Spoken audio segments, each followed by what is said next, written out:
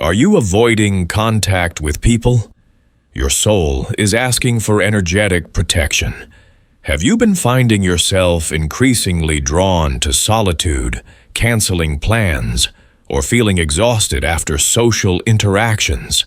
That inner voice whispering to retreat from others isn't just social anxiety or introversion. It might be your soul's way of asking for energetic protection. What society often labels as antisocial behavior could actually be your deepest self engaging in a profound act of self-preservation. I understand that feeling, the subtle yet persistent desire to withdraw from connections that once seemed essential. This isn't just about being tired of people. It's about your soul recognizing something that your conscious mind might not yet understand, that certain energetic exchanges are depleting your life force. The tension you're feeling, the pull between societal expectations to engage and your inner need to withdraw, is more meaningful than you realize. Our culture values constant connection, equating isolation with failure and loneliness. We're conditioned to believe something's wrong with us when we need time alone. But what if this tension isn't a problem to solve, but wisdom trying to emerge? Immanuel Kant, the great philosopher, recognized that humans exist in a state of unsociable sociability. We need others, yet we resist this need. This paradox isn't a flaw, but a feature of our existence, a necessary tension that fuels our development. What we're exploring today is the concept of energetic sovereignty, the right and responsibility to govern the energetic exchanges in your life. Just as Kant proposed his categorical imperative as a framework for ethical action, there exists a similar framework for managing your energetic boundaries. At its core, this concept recognizes that each person has an energetic field that can be protected, violated, or willingly shared. When you feel the urge to avoid contact with others, it's often because your energetic system is registering imbalanced exchanges where you give more than you receive, leaving you depleted rather than enriched. This energetic depletion manifests in 5 distinct ways, each representing a different pattern of energetic violation that your soul instinctively seeks to protect against. The first type is what I call conscious energy extraction. This occurs when someone deliberately pulls on your energy field through emotional manipulation, guilt, or constant demands for attention. You can identify this pattern when you feel immediately drained after interactions, experiencing a sudden drop in mood or energy. The mechanism at work here involves another person creating an energetic vacuum that your system automatically tries to fill. Behind this pattern lies an important message.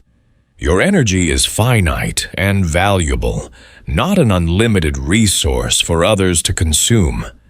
Your withdrawal from these interactions isn't selfishness.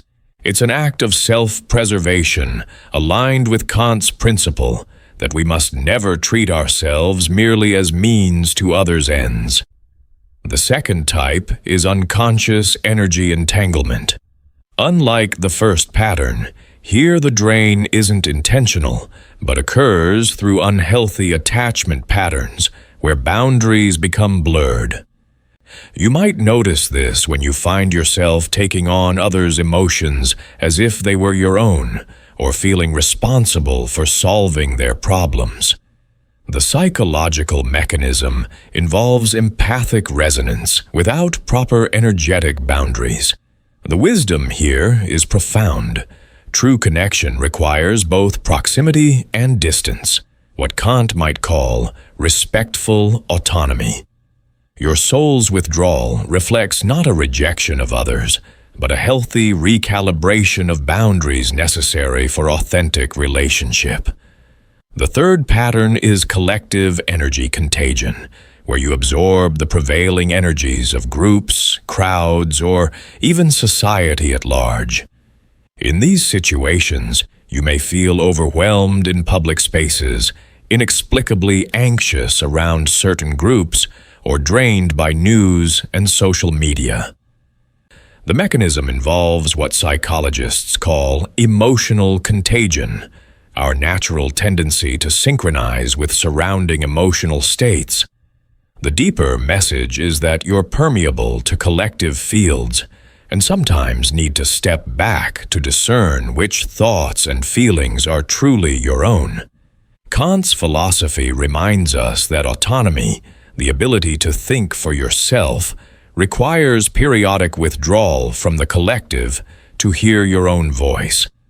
The fourth type is past trauma triggers, where current interactions reactivate old wounds, causing disproportionate energy drain. You might recognize this when seemingly minor social exchanges leave you feeling inexplicably exhausted or emotionally dysregulated. The mechanism involves your nervous system responding to present situations as if past threats were recurring. The wisdom in your withdrawal is the recognition that healing requires creating space between stimulus and response, what Kant might call reflective distance. Your soul isn't avoiding growth, but creating the conditions for integration to occur. The fifth and most subtle pattern is future potential protection, where your system withdraws to preserve energy for emerging purposes not yet conscious to you. Signs include inexplicable resistance to certain relationships or opportunities that objectively seem positive. The mechanism involves your intuitive system recognizing misalignment with your deeper path. The message here echoes Kant's concept of the kingdom of ends. Each person has an inherent purpose that deserves protection and cultivation. Your withdrawal may be making space for what truly belongs in your life. What connects all these patterns is a central question that drives our energetic choices. How can I honor both connection and sovereignty in a way that preserves the dignity of all involved?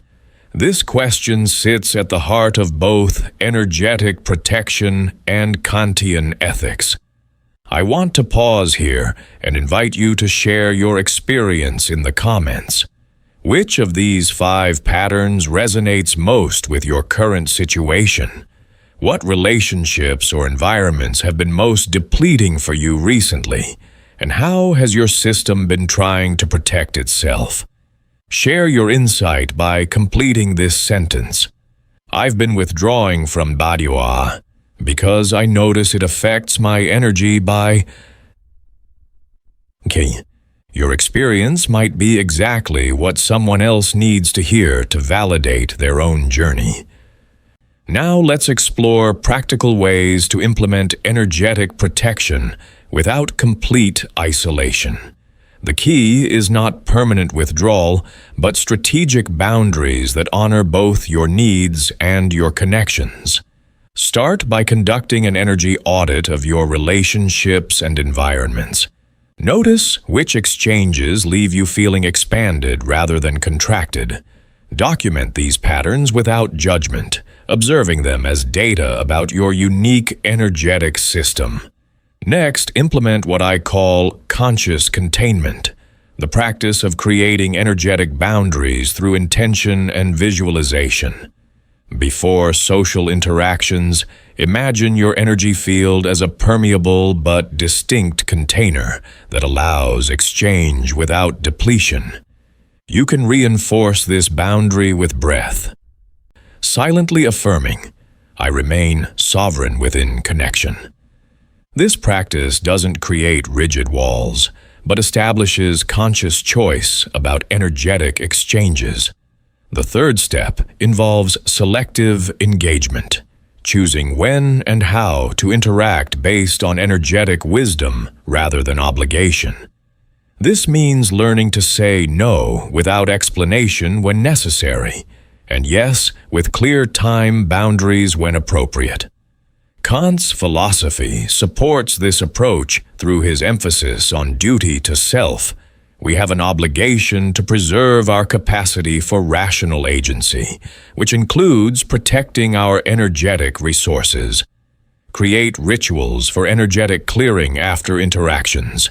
Simple practices like washing your hands with the intention of releasing others' energy, changing clothes, or taking a shower with the visualization of returning to your baseline state.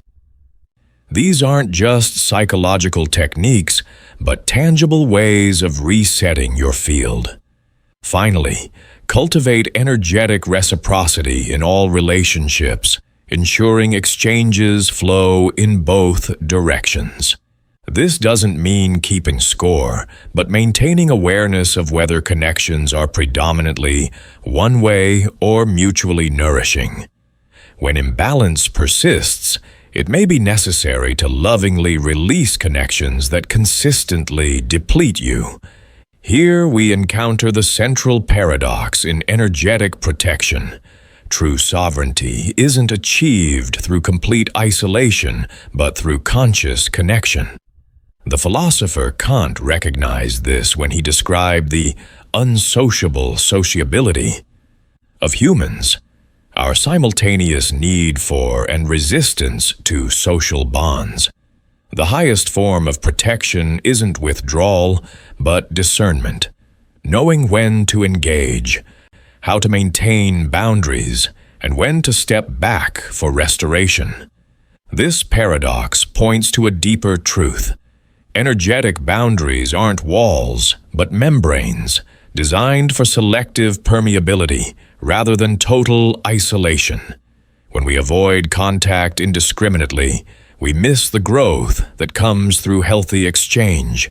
Yet when we engage without boundaries, we lose our center. The mastery lies in the middle path, what Kant might call the unity of opposites, where protection and connection become complementary rather than contradictory forces. You'll know this integration is occurring when you notice subtle shifts in your experience. Social interactions become choices rather than obligations. Alone time feels restorative rather than escapist, and your energy remains relatively stable across different contexts. These signs indicate not that protection is no longer needed, but that it has become an integrated capacity rather than a reactive strategy. In our modern context, the need for energetic discernment has never been greater. We live in a society designed for constant connection. Social media, 24/7 work expectations, and perpetual accessibility through technology. These conditions create unprecedented demands on our energetic systems, with few cultural supports for healthy boundaries. Unlike traditional societies that built rituals for energetic cleansing and restoration into daily life, our culture often pathologizes the need for solitude and rest. This cultural context stands in sharp contrast to the rhythms of nature, which always balances periods of engagement with withdrawal. Trees don't apologize for shedding leaves in autumn.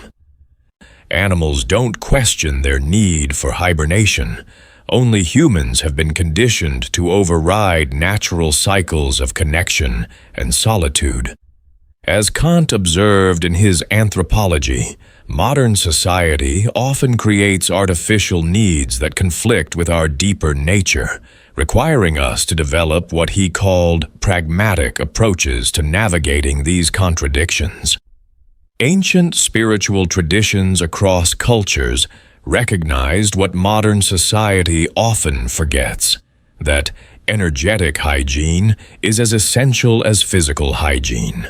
In many indigenous practices, energy workers would cleanse their fields before and after working with others. Medieval monastics alternated between community engagement and contemplative solitude.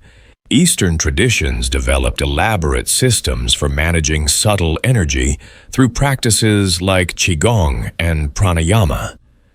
These diverse approaches all acknowledge what your soul already knows, that conscious management of your energetic boundaries is essential to well-being.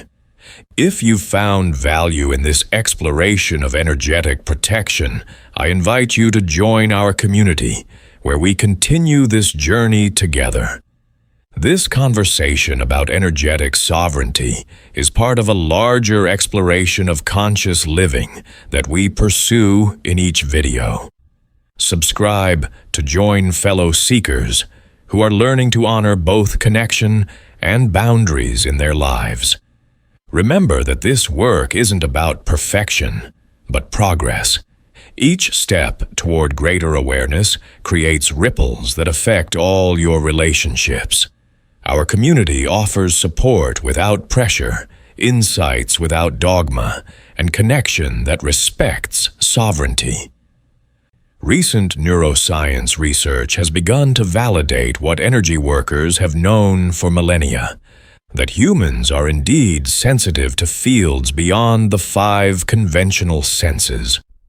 Studies on heart coherence demonstrate that our electromagnetic fields interact with those around us. Research on mirror neurons explains the mechanism behind emotional contagion. The emerging field of interpersonal neurobiology shows how our nervous systems co-regulate through proximity. What was once dismissed as mystical is increasingly understood in scientific terms. Kant himself, though working centuries before these discoveries, intuited something similar in his discussion of the supersensible, realities that transcend conventional perception but nonetheless affect our experience. As we conclude, I invite you to reconsider your patterns of withdrawal not as problems to overcome, but as wisdom to integrate. Your soul's request for protection isn't a rejection of connection, but a prerequisite for authentic relationship. By honoring these signals and implementing conscious boundaries, you create the conditions for engagement that enriches rather than depletes. The philosopher Kant suggested that true freedom comes not from doing whatever we want, but from aligning our choices with rational principles. Similarly, energetic sovereignty comes not from avoiding all contact, but from engaging with clear boundaries and conscious choice. Remember that the journey toward energetic mastery isn't linear but cyclical. There will be times when you need more solitude and others when you thrive in connection. The key is developing the discernment to recognize what's needed in each season. Trust the wisdom of your system, even when it doesn't align with external expectations. In the words of Kant, dare to use your own understanding, including your intuitive knowing about when to connect and when to withdraw. Your need for energetic protection isn't a weakness to overcome, but a strength to develop. Like a tree that knows when to drop its leaves and when to blossom, your soul recognizes the seasons of connection and solitude essential for your growth. Honor this rhythm as the natural cycle it is, knowing that each period of withdrawal prepares you for more authentic engagement. The world doesn't need your constant availability. It needs your centered presence when you choose to engage. May you walk the path of both sovereignty and connection, protecting your energy not to withdraw from life, but to participate more fully on your own terms.